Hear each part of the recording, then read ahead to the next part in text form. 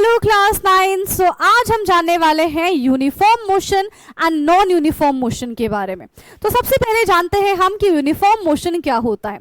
जब भी कोई ऑब्जेक्ट इक्वल डिस्टेंस ट्रैवल करता है इन इक्वल टाइम इंटरवल, तो उसको हम कहते हैं कि ये तो यूनिफॉर्म मोशन है। ठीक है, जैसे कि कोई एक ट्रेन स्ट्रेट मूव कर रही है, ठीक है, इक्वल डिस्टेंस ट्रैवल कर रही है इक्वल टाइम पे, ठीक है, तो वो हमारा यूनिफॉर्म मोशन में आ जाएगा। मतलब ऐसा समझो कि हर घंटे वो 50 किलोमीटर की स्पीड से चल रही है। ठीक है, so that is the uniform motion. वही हम बात करते हैं नॉन यूनिफॉर्म मोशन की।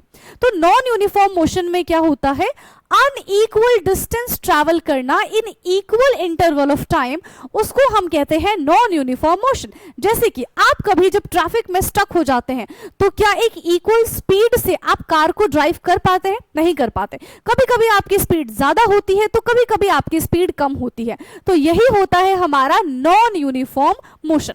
अब फटाफट से हम यहाँ पे डेफिनेशन देखते हैं।